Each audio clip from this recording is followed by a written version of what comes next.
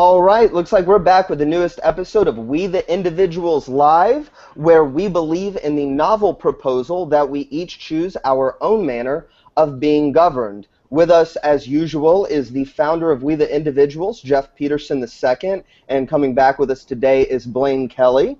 And our guest today is none other than Dale Brown, which many of us are actually familiar with due to his interviews with Reason, Cop Block. I think he's had an article featured on newrockwell.com. He is the founder of Threat Management Center based out of Detroit, which is a private security firm. Dale, I want you to tell us a little bit about this. I did read up a little bit, but I'd like to hear it from you. But you started this in 1995, correct? That's about 94, 95, yes, sir. Okay, tell us about it. Well, first and foremost, and this is very important, is the origin. Always understand the genesis. What made someone do something? How did it get started? It's very important, and I'm glad you asked. My organization started from a school, and my background I was a martial artist, a firearms instructor. As a kid, I was just studying different martial arts. I'm originally from a college town called Ann Arbor, Michigan, where the University of Michigan is. And what I wanted to do as an adult was I wanted to have a school where people could learn to defend themselves, but also realize there's laws. So understanding the laws that govern us so that you cannot be prosecuted for making a mistake or doing something you believe is right, but then not be able to explain it legally. So very important was I wanted to create a martial arts school, a survival school, not for fighting, but to help you make good legal decisions to defend yourself and your family or your business or your community so you wouldn't get in trouble by being considered illegal when in fact you were just trying to do the right thing. So think of that as the premise behind the educational system. Not to be a great fighter and dominate other humans and kill them, but in fact, what if you had to defend yourself? How would you do that if you don't know law? And I don't mean textbook law, but I mean actual application law as a citizen, a person, a civilian, who's going to be asked a set of questions. How would you respond? What would you say to police? And what level of force should you use? And when should you use a knife? When should you use a baton? When should you use an environmental weapon, a pistol, a shotgun, a rifle? How would you use these things to defend yourself, your family, your community legally? And then it evolved from there through actual application. And so understand that the first thing I did was I grew up in a privileged place, so I didn't have any experience with lack. I just enjoyed training and education. And when I came to Detroit after I was an airborne paratrooper in the Army, Wow. I was a private investigator when I was in the military, and I've been a martial arts my whole life and a firearms instructor. So when I came to Detroit to teach, and that's really what I thought was, wouldn't it be great to go to Detroit and teach people? It wasn't about the money. It was about the fact that, people could really use this knowledge in a place where they're actually physically in danger. And I learned a lot from there. I really thought that in America, we all had safety. If you just, you call the police, they help you, and all you got to do is, call them, they come help, and that's it, like on television. And in the suburbs where I'm from, call the police come there, and they basically help you. And that's it. I never knew anything further. I heard the inner city people don't help the police, don't work with the police. And so I went with that narrative, and I really believed it. And it turns out I was completely wrong. The police were not interested in helping the people here in the inner city in Detroit. And that's the same thing I've experienced in other cities as well. They're interested in prosecution. The purpose of law enforcement is to prosecute the inner city inhabitants at all costs. And they're not interested in, no matter what I did to inspire law enforcement to want to get more involved in helping people in the inner city, very few of them were interested. Some of them were community oriented, and those officers, they bonded with my organization, but they were few and far between. The good thing is they were stronger officers. They were committed to the community. Those officers supported my organization. Unfortunately, they also were not prevalent. There wasn't that many of them, but they were the good guys. And the bad guys who were not into community safety whatsoever, those officers couldn't cross the officers that were protecting us. And we were protecting families. So we're all about one thing, how to create a good quality of life. And what made it important was, and this was, for me, it was several factors, but one was a girl was chased off a bridge to her death in front of a crowd of people. in Detroit, and it was on the news, it was on CNN, interviewing people in Japan, and they were saying, "Oh my God, this is horrible. What do you think about Detroit? There's people that they chase people off bridges and kill them." And so for me, I thought, man, wouldn't it be great? Because I know if I was there, I would have stopped it. There's no way this woman would be chased off the bridge in front of her children. It's not going to happen. And then I thought, wouldn't it be great if I trained people? If one of my students was there, just one person I taught, they would have been able to stop this from happening. And it doesn't take killing. The concept of killing for safety it's really not true. It's a fantasy. We live this kill fantasy, but it's not really true. And I thought, what if I had a student there on that bridge out of hundreds of people? What if I did? And what could they have done to change things? And it would have changed. Now, years later, we actually have experiences where I have had staff, myself, in these situations of extreme violence, and we've been able to save lives. And it's a beautiful feeling to know that your purpose of your life has true meaning and relevance in other people's existence in a positive way. To be able to go, and that's the way I explain it to my staff members, is that we go into people's lives and we remove a rape, a robbery, a killing. We remove it from their family tree. It never happens. And it's because of our direct action that it does not happen. So we don't know, we don't prosecute people after they've raped, robbed, or killed. We don't look for people who did crimes. We don't let the crime happen. And we don't do it in a way that's offensive or intrusive. It turns out that violent criminals, predator humans, are simply predators that are looking for opportunity. So if you deny them the psychological belief that there is a need for violence, if there is a gain from the violence, and if there is an option to commit violence, once they don't believe that, the human predator simply changes their mind, and you can actually not have violence with them. But it really is a choice. It's something you actually choose subconsciously. So when I first started, I had chosen violence superiority. I come from an ultra-violent background, from military, law enforcement training, firearms training, all my life, martial arts training. So I wanted to see my skills. Subconsciously, I could say, I want to help people and I wanted to make it safer. Yes, but I also want to see my skills work. So subconsciously, instead of me finding a peaceful way out of a situation, what I did was let people qualify for violence. So I would say whatever's legal to say or do, and then they would do something aggressive, and then I would then remedy the situation through ultra-violence. Magnification of violence and superior capability. I don't drink, I don't smoke, I train at all hours, it's 24 hours a day, 7 days a week. So it's really unfair if you think about it. I'm training for something that these people are not prepared for. It could be 10 or 20 of them, it still wouldn't matter because I prepared for their demise. So I'm actually plotting, if you think about it from this perspective, I'm plotting to be violent, but for a good legal reason. And so what I learned in time was that I was actually the problem. It was my mindset that was looking for legal ways to validate my training experiences and to validate myself and to create my own rites of passage. And we all want that. And that's what's happening with law enforcement and the military. I understand it intimately, and it's wrong, and I teach against it. And I learned that this whole ultraviolet thought process was actually, it's actually wrong. It's not necessary. It's a fantasy that we have been brought up to believe as Americans that violence, the embracing of violence is not just legal, but it's an appropriate answer to human discourse. And the truth is, it's absolutely not.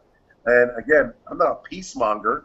I'm a reality-based person. What I have become is a person who is now more conscious and enlightened about human behavior. I now know how to create peace. And I did that by blaming myself for negative outcomes. And at the end of the day, what I found that was the catalyst for evolution from that was accountability. When you are accountable for the outcome, violence, crime, violence, any kind of negative outcome, when you're accountable legally, when you're accountable civilly, criminally, you find a way to create peace. You are motivated by the fact that poverty and prison awaits people who fixate on violence and force, and also death. So as you focus on the use of force and violence, there's only one place that's going to get you, and that's what you put out in this world coming back to you, force and violence. If what you're using to change human behavior is force and violence, you can expect that's what's going to come back to you. So as I realized this through lots of error and negative, outcomes in the 90s, I had completely transitioned by the year 2000. And I developed a new way of thinking through failure. And I don't mean failure as in fighting. I mean failure as in positive. At the end of fighting is a negative feeling.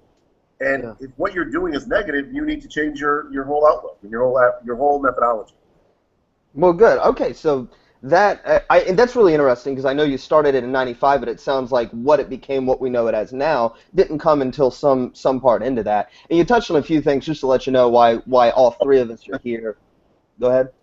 Yeah, it evolved. It evolved. It was Absolutely constantly evolving. And it's probably still evolving as we find ways to improve it, which is one of the beauties of these private enterprises. So Blaine here, I know, is wanting to pick your brain on martial arts. He's our resident martial artist. Jeff here, I know, wants to pick your brain on the actual inner workings of the business, which you were kind of describing some of that before we went live, and so I know we want to get into that. But my first question, which you kind of also touched on as well, was I was just going to kind of bring up, you've had a lot of this you've become a celebrity in political, libertarian, and anarchist communities. And I'm sure you're aware of that. You've been interviewed by these people, Reason, Cop Block, I mentioned them earlier, LouRockwell.com. These are all extreme. And a lot of people view our these organizations with some level of antipathy, especially when we say things like, we could probably privatize the police, or maybe we shouldn't do this with the military. How do you feel about that? Not those issues, but being popularized by these organizations.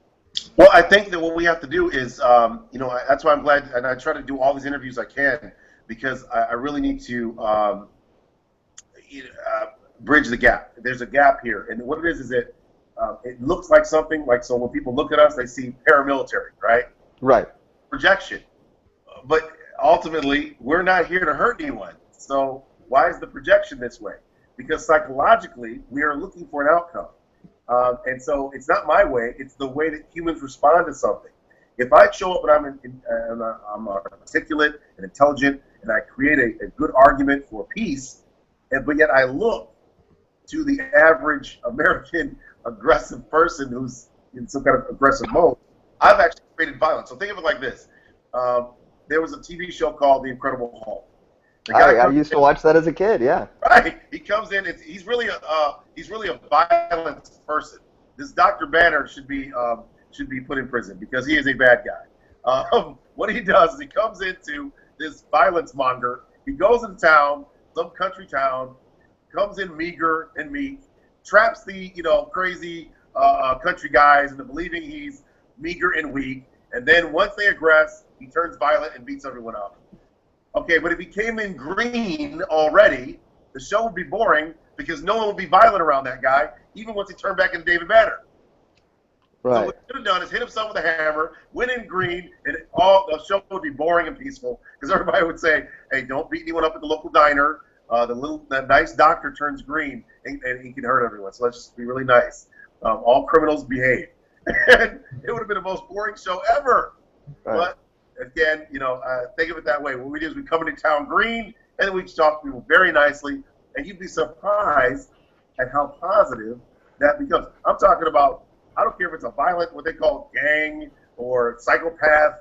We don't have violence because we don't present the opportunity for violence to work, and then we don't create an adversarial relationship.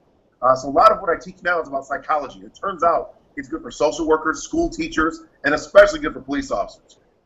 Police officers, you go to our website, you'll see some cops that went out on a limb because they can get in trouble being on my website because they're giving testimonials, real-life testimonials. They believed in enough to put their job at risk, man. These officers, they did not get permission to get on my website and discuss their tactics that they use from training. And they did. And I commend them for that. There's even a federal agent on there talking about how he used how the training helped him in protecting himself and other people. And what we're most proud of is you do it without violence. 9 times out of 10, we show you how not to use violence because the reality is it's psychologically based. So if you just change the relationship between you and other humans, you can create a non-violent outcome, just like you can inadvertently create a violent outcome, just by something simple as not understanding proxemics, standing in front of someone instead of standing next to them. something that simple means the difference between life and death. So police officers who go through our training program learn a lot about how to communicate with people non-verbally as well as verbally. Humility is vital. And then, getting back to the original point, which was, the organization, it's very important. This is why I'm really glad you have me on, and happy to give me a chance to represent, what this is about. Altruism and selflessness is how I built this organization. In the moment I put money before the mission, I would be done. All I care about is family safety, just like you care about your family. What I did was I extended that to every person I came across. I don't care if they were old, young, gay, straight, homeless, rich, poor. It doesn't matter. If you looked at them like your family and you approach situations, doesn't matter if they're a psych patient, if they're drunk, doesn't matter if they call you a racial name, if they're against your religion, doesn't matter if they're trying to, it doesn't even matter if they're trying to kill you, because what would you do if your brother or your cousin tried to kill you? You're going to try not to kill them back. You're going to let them kill you. You're not going to let them kill you. You're just going to approach them with the idea of, I need to stop my family member from doing something that would create a death. And that's all. If you look at it from the perspective of love of humanity, and I don't mean it from a feel good, I'm looking from an actual practical, functional way of looking at other humans, as though they're a human family. You are an extended member of that human family. Remember that you're accountable for everything that you do. And even if, you're considered legal, legitimate for doing violence, guess what? Whatever you put out in this world is coming back to you. And so that's why I teach my staff, so that we don't have the same kind of outcomes that the organizations who are involved in public safety somehow seem to come out with conditions where people who are nonviolent end up getting injured or killed. Totally unacceptable. And we teach against that completely, and I demonstrate it. So it's not like theory. This is now practical fact that you can create peace without being violent. And peace is paramount for prosperity. And they're linked, but you bring peace first, and everything else comes together. Well, and I like that last thing you said, Jeff. I'm going to let you jump in because I did tell you I was going to let you take after my opening question. But I like that last thing you said about it being theory, because normally what we do here is that's what we talk about. We talk theory. We've had economists on. That's what we study. We study history. We study, and when I read, there's a lot of economists who talk about the idea of privatizing security, privatizing law enforcement, and they make a lot of the same arguments you're talking about. The difference is you're making it from real-world experience, and they're making it from a theoretical basis, but they do come to a lot of the same conclusions. And I don't want to get too far into that, because I do want to talk about the inner goings-on of the organization. And Jeff, I'm going to let Jeff ask some of his questions on that. Yeah, I'm sorry to interrupt you before. Actually, one question I did have, but I'll hold that off for a second. But you're talking about accountability, and that's the one thing that, I'm obviously, you can see the flag behind me. I'm an anarchist. It's not that I dislike the service; it's that I dislike the monopoly on service that the state has.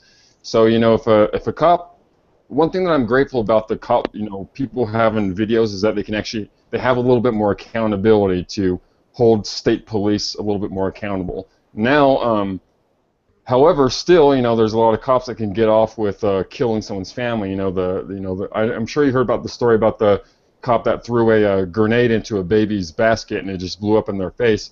So, if in a free market society, I know that there's a lot of there would be more accountability, because there'd be more competition, less barriers to entry. If there is any sort of incident, I'm not sure if have you ever had any incident where an employee did something that was bad, or how would you typically handle it in your organization to hold them accountable as opposed to what the state does? Now that is a great question. That is, wow, yeah. So people forget about these. This is the inner workings. It's so vital. So when you talk about privatizing police, imagine what privatized police is. Privatized police is capitalism applied to policing, okay? And so what you would get is whatever thing we have going on in humans amplified with money. This is very bad. My mercenaries, I terminate very, very quickly.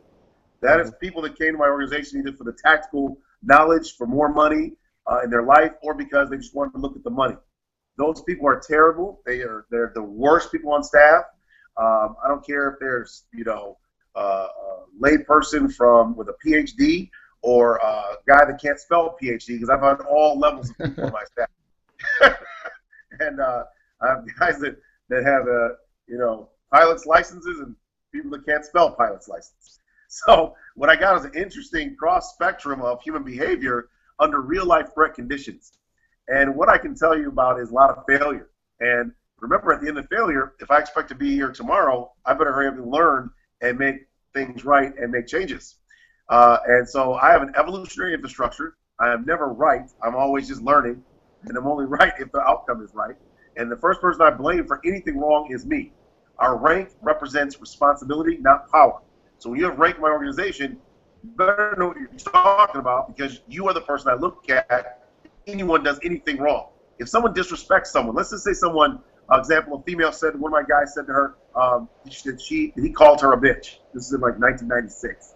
And I said, hold on, ma'am. Which guy is it? So I went and talked to him. I said, this lady says you called her a bitch.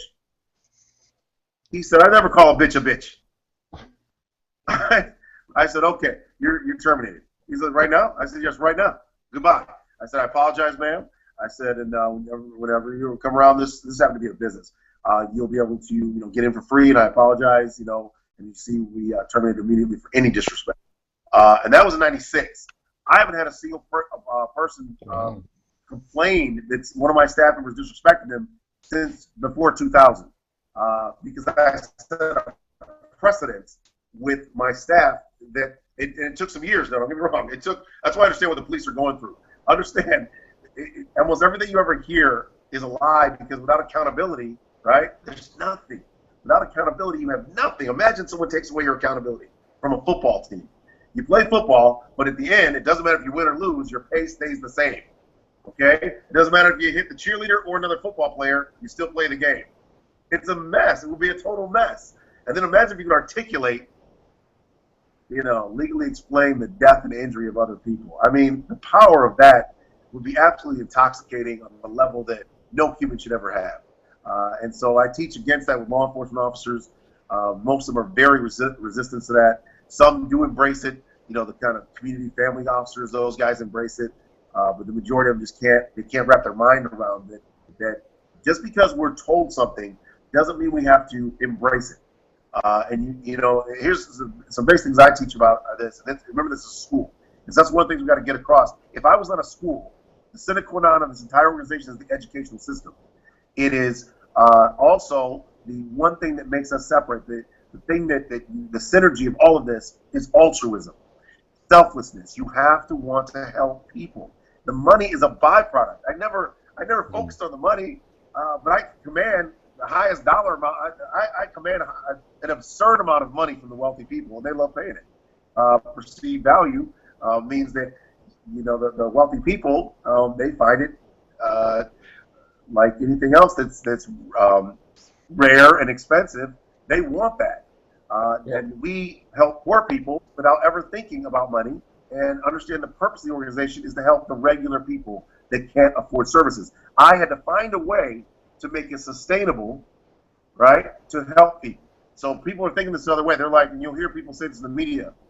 I don't know why they could never say this, but they'll say it. I don't care which story it's from. They always say, who's paying for this? Services in the community. And they'll say, oh, the owner, he's donating his employees. Okay, first of all, they're team members. There's no employees. Employees, a boss-worker relationship. I don't have any workers. Anybody who wants to be a worker can't even be around me. You have to be a performer. You have to be a partner. You have to be a team member. I'm the coach. I'm not the boss. I don't win if you don't win. And terminating people, although I have to do it pretty consistently, I do it a lot less now than when I started, because we choose people and we're a lot more selective in how we select people, and also the training. We test every week. Imagine we train on a daily basis on procedure, protocol, even on tactics. Your supervisor actually goes through knife tactics right on site with you. And then we have actual training days, and we have testing on a weekly basis. So what's happening is you're in an immersed educational environment that you're going to do this week. You have to talk to people this week. You have to communicate with them. And you're going to be evaluated based on what you do. And if you do something bad, you're going to be terminated from the program. And so a lot of times people get us confused with workers. And private policing, and I don't know if you saw this thing, this guy FOIA'd me. He's in somewhere up there, like in New Hampshire or something. He got so mad at me because I told him, I said, private policing would be guys with mental problems, a lot of them that couldn't be cops or used to be cops, and they're gonna, those guys hate my program, and there's a reason, because it's totally opposite. And what they're doing is, if you privatize them, these guys are going to be running around like yahoos in paramilitary uniforms, abusing people. And yes, you can fire them, but that's to be after the rape, robbery, and killings that they committed. And I understand them because I've worked with them over the years, and I terminated all of them.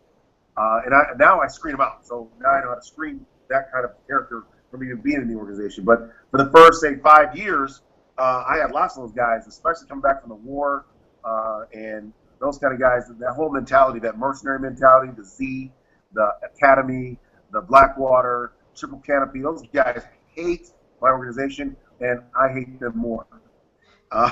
What they look at is the infrastructure, the vehicles, our boats, all these things. The things I have, all this equipment that I have is for protecting people, not for harassing them. If we go up to someone and say, get away from me, shut the fuck up, we get away from them and we shut the fuck up. We do not harass people, we help them. That right there, my police officers that work for me, I've employed well over 100 police officers. They do not, one of the things they do not like is the humility. The fact that we don't need any respect from anyone, we need to respect ourselves. People respect us because how we behave, how we carry ourselves. They don't have to respect us. We don't need anything from them. We're just here to help them. If they say get away from us or get away from me, then they don't need help. So therefore, you have no purpose in talking to them. And if you keep it that simple, your life's not stressful. You don't have any false positives. You don't have any court dates. And every once in a while you come across a crazy person doesn't like you. Okay, it's very rare. It's very rare. But what I'm most proud of is that we actually can help people and not harass people. And I love the fact that people will actually give us credit for that in the street. I get calls from people I do not know, and they'll say, I knew your guys. I saw one of you guys, and they look so hardcore, but I knew they weren't cops because they were so polite. They said, sir, man, they held the door for me. The way that they behaved, I just knew something was wrong. It's not a police officer. And that's unfortunate because the police officers should be more like that. And that's why I train cops in our program. And some police officers, they do take to it very well.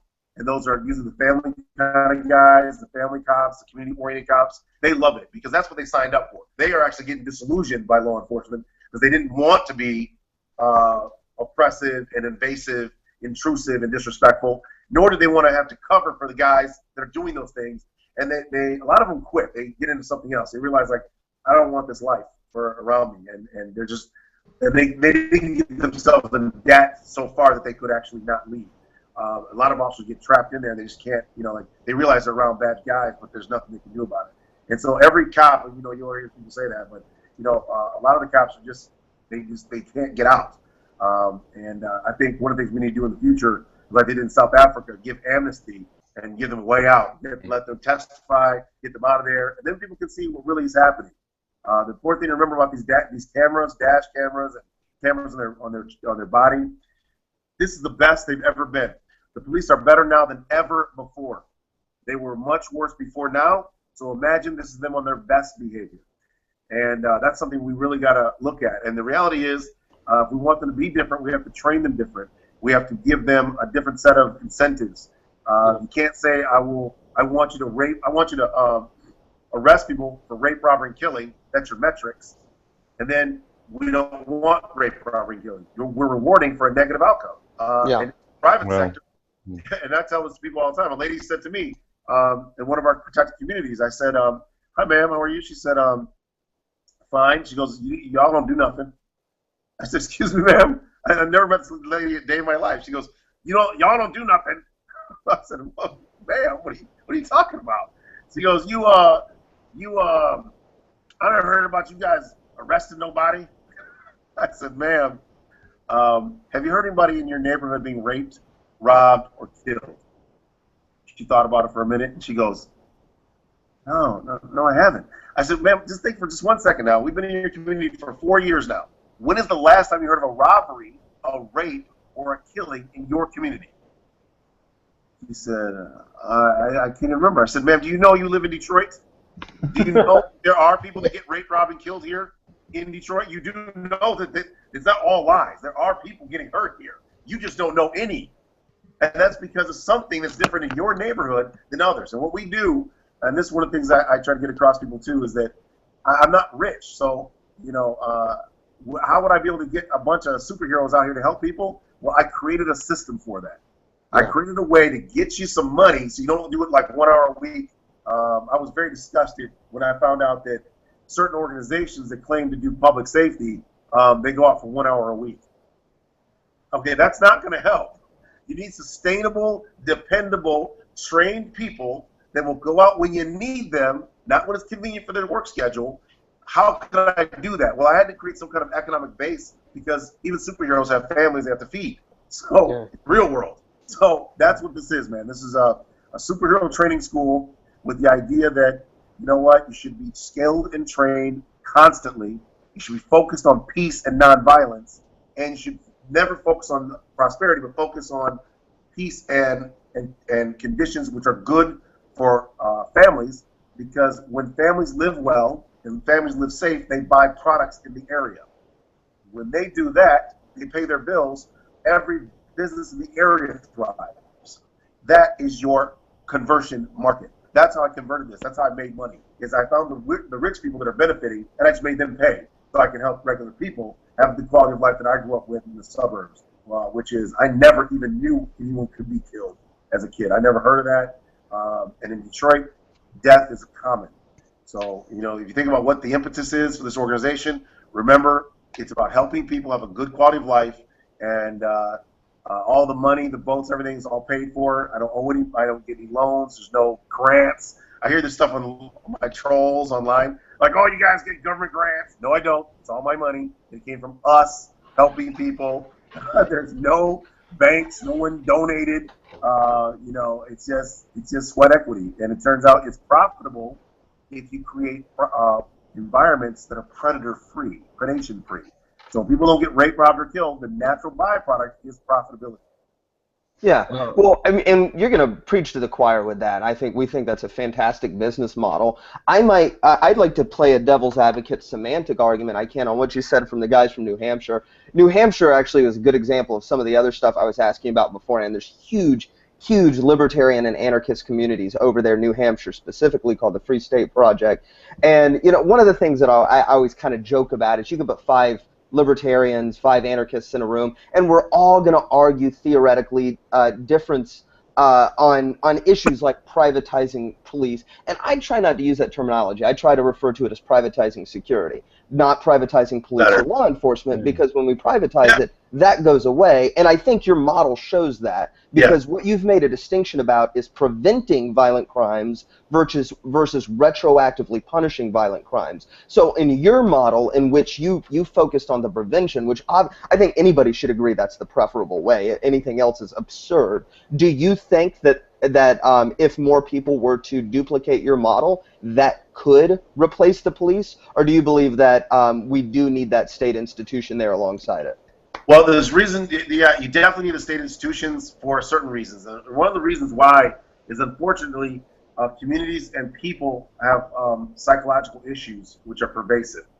So one example is if a certain area doesn't like Mexicans, or they don't like African Americans, or they don't like hippies, or they don't like, all of a sudden you'll find that this area and the people they hire for security will share a certain affinity for whatever it is they like or don't like. Sure. But these government people that are forced in the middle, even though it's against their will, and you have some kind of recourse with some kind of political system, because even for me, I do have limitations, and one of them is I don't protect bad people. Because if I know you're a bad guy, I just can't die for you. I'm sorry. I know you do bad things to people. I just can't do it. I can't. I can't put people at risk. Case in point, a guy robbed someone. He made a mistake. He robbed the wrong person. He's standing there. I verified he's the thief. He jumped the kid. He didn't realize the kid was with about 30 adults, bigger than the guy robbing him. He made a tactical error. We surrounded the criminals facing outward, protecting them from a mob. And the mob, what was going to happen is we were going to end up killing them, and some of my men might have died too in the process of protecting these two guys who just robbed some kid with a bunch of really big cousins and friends. And it was, I'm not going to die for this thief. I'm sorry. So I pulled my men out. Nor am I going to go to some person on my staff and say, to their family, hey, your dad died a good death protecting this criminal who just robbed this kid, and I can't do it. And so I pulled my men out. They cracked his skull open. I told the criminals to back off. You got him, and then we gave him first aid the best we could. We already called the police before that, by the way. The police were unable to get there within 45 minutes, and I had to pull my team members out. I didn't have to. I made a choice. The choice I made was preservation of my life, the lives of my staff, over the lives of two guys who just robbed someone. So I said that to say that the state guys, they're not supposed to do that. They're supposed to show up there and hold the rule of law, and you're going to need that. You're going to need some people to say, you know what, these are bad guys, and I'm not going to. There's a lot of laws I'm not going to enforce, like homeless people. I know families have to pay their bills. I understand that, but I will never throw families outside. And you need that. You need people to go there and evict them. I can't do it. And I get people that approach us all the time. You want to help us with evictions? No, I do not. Only thing worse than being a poor family who somehow can't afford their bills is being outside in Michigan without the ability to pay your bills with your kids and your stuff outside. And I understand. And there's my limitation. So I can't do certain things for money. It doesn't matter what you're paying. I can't bounty hunt drug addicts. I can't. You know what I mean? Dog bounty hunter. Hey, nice guy, but listen, those people are on drugs. They're having a hard time in life. I did bounty hunting, and it was very sad, man. They were no tough guys. Everyone I bounty hunted were just like Dog the Bounty Hunter. They're drug addicts, and I felt sorry for them because I mean, they're having a bad life, man. How do I look contributing to a bad life? And so I said that to say that the statist police, they're the ones who carry out those kinds of activities. And when you call in private sector brings with them their baggage. And we can say, well, they're accountable because we can terminate them. But here's what's going to really happen. What happens is once you worship money, these guys capitalize on you. And so when I liken it to when promoters for nightclubs would hire big thugs and then try to fire the thugs later. See the look on their face. They're coming to me. They're like, "Could you help us?" No, we can't. Those are your employees, sir. You decided to hire some thugs. Sorry, that's on you, Jack. And the reason they hired thugs is they were trying to undercut us, right? And I'm expensive. Why am I expensive? Yeah. Because you have money, and we're going to put ourselves at risk for you, and we're going to help you, and we're going to stay there no matter what. But you're making money. So you're not some family. You're not some guy that needs help beside the road or some old lady. You are a business, and we're going to supply you with something that's excellent, right? But you're going to pay excellent. So what happens with those guys, they hire these thugs, and they pay the price. And those thugs turn on them. And so I say that to say that when you hire someone as your knuckle dragger, and they have no compass, all they do is work for money in exchange of service. In other words, supply and demand, okay? Now, that means that as long as you have a demand, they're having the supplies. So if you start to find out you don't have the demand, they just have to help you understand you have the demand. Mm-hmm. That means them being a true capitalist, they have no choice but to create the conditions for continued profit. Now you're asking them to not do that. That is a moral issue. So now you're talking about someone's going to choose to not feed their men, not feed their staff, not feed their future by not terrorizing their clients to make sure they have a job next week. So if I put money first and I see my clients are starting to cut back on security, I have to terrorize them so they keep hiring me. It's very true though that I'm experiencing it, but I'm a different kind of organization. When we get rid of the threats, people get arrogant and they begin to believe they no longer need you. And in my case, my model was built to evolve. I wasn't building it to become the warlord of the neighborhood.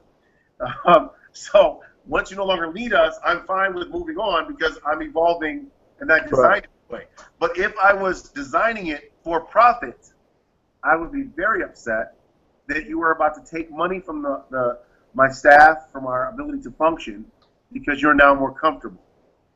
And that's the intrinsic fatal flaw with security in the private sector is on its best day, it defeats itself. Once people feel safe, they no longer want to invest in something they no longer need. So then the capitalist provider is put in a position to either lack some scruples and create evidence that they are needed or face the cutting block, which means no money. And that, unfortunately, most people aren't going to do that. And they you know, and I'm just speaking from experience, that's what they do. They create their need. And I don't do that because that's not my model. I'm not trying to make money in exchange for service. What I'm trying to do is make a difference. I want to make the world a safer place. The objective is to get out of, not just get out, but to grow out of the area, to work here in Detroit, where people consider dystopia, and it can work everywhere you are in the world. And we're getting feedback from Nigeria, from all these other places, these other countries.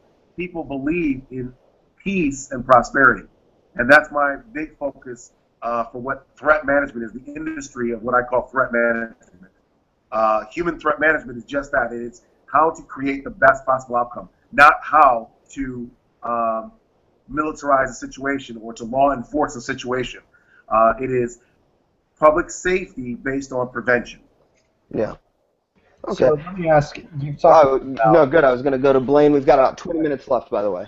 Okay. yeah, so you've talked a lot about your philosophy, your altruism tonight. I was going to ask, what do you view as the main thing that police and law enforcement are missing in their organizations? Is it their philosophy? Is it their training? Is it, you know, all these things combined? You know, what do you view as them lacking, and how would you correct that?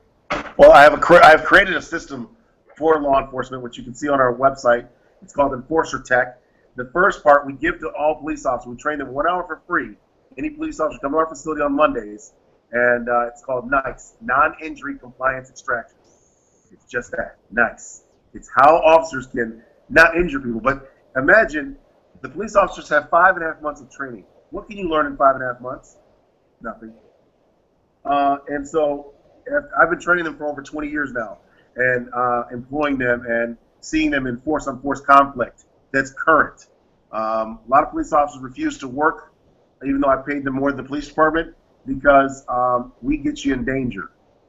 We engage. We are before the criminals get a chance to attack people, and that is very disconcerting to someone who's gun dependent and not practicing.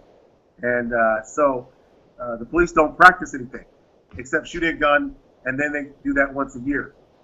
And so then they actually never ever use the gun in the commission of their duty. So when you see these videos, you got to remember something.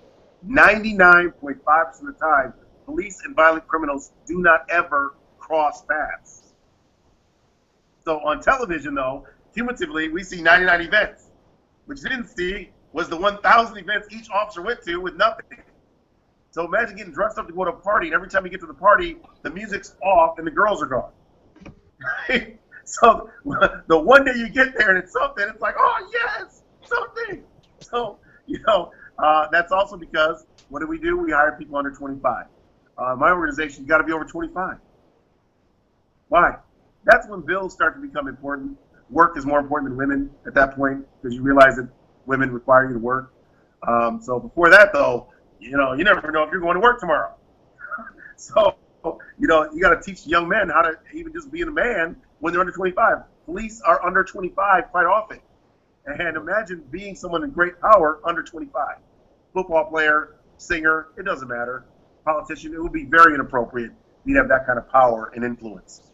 So the officers are really just, if you think about it from the strategic standpoint, psychologically, tactically, you know, what's most important is they don't have the training, they don't have constant training, they don't have proper training, positive training, they don't have training to teach them how to be not gun dependent.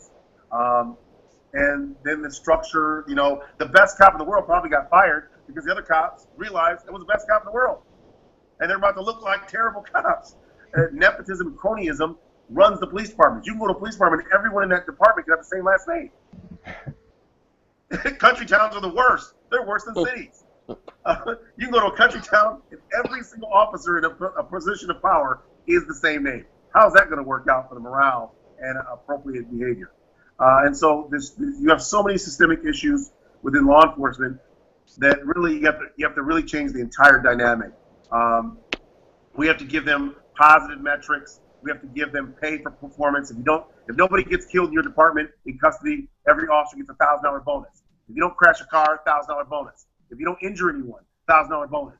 Next thing you know, the cops making $100,000 a year plus, and the citizens are not raped, robbed, and killed.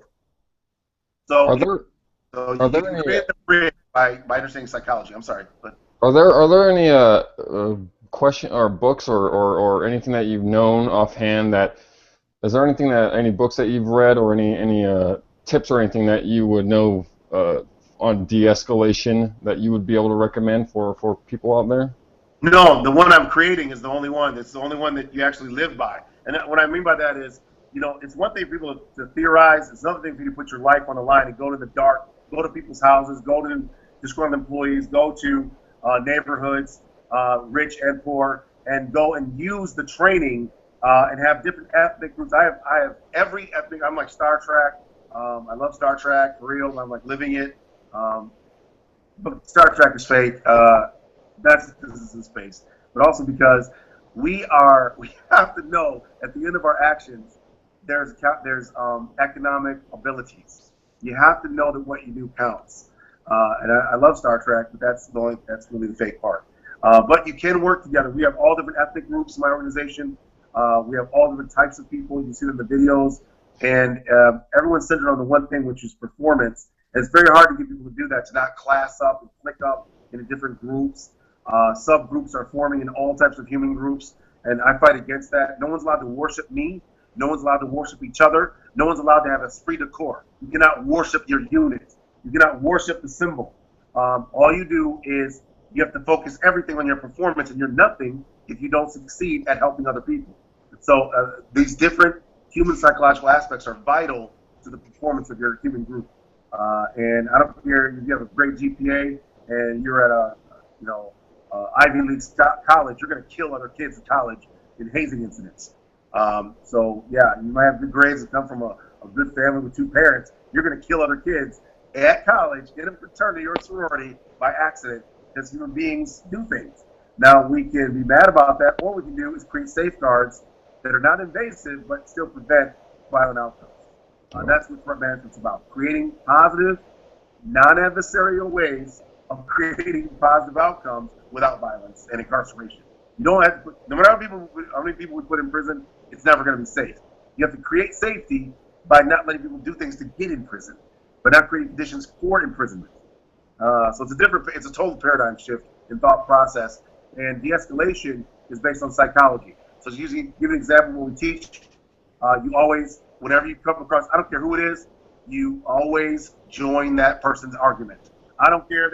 I hate America. I hate this country. I hate McDonald's. You run over there. You don't go, don't hate my country. Don't hate McDonald's. You run over there and go, I hate McDonald's too. Let me tell you why. The fat in the burger, blah, blah, and then say, you're fighting for them.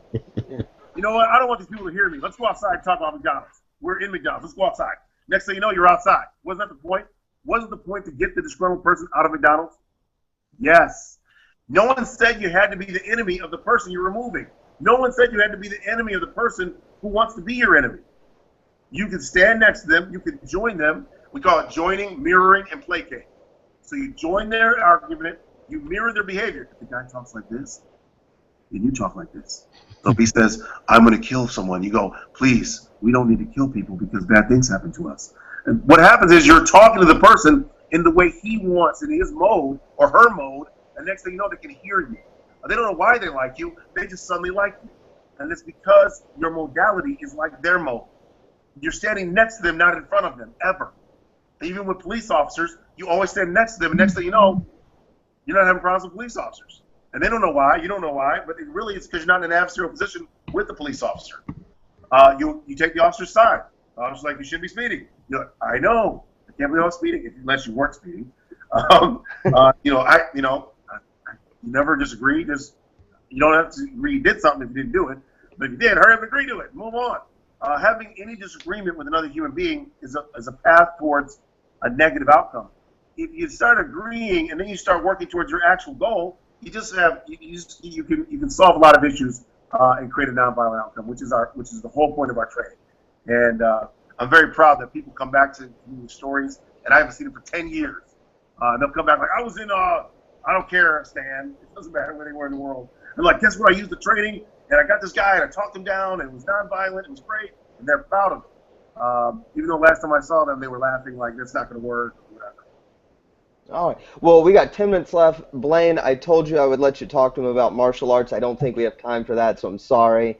I want to take 5 minutes, if we can, Del, just as a final question. You have part of your program is educating some of the youth in the community on some of this. We didn't talk about that. I'd like you to tell everybody about that because I think it's a great program. Survival Scouts is like Boy Scouts for the modern America. So instead of learning how to make a fire, we teach them how to put fires out.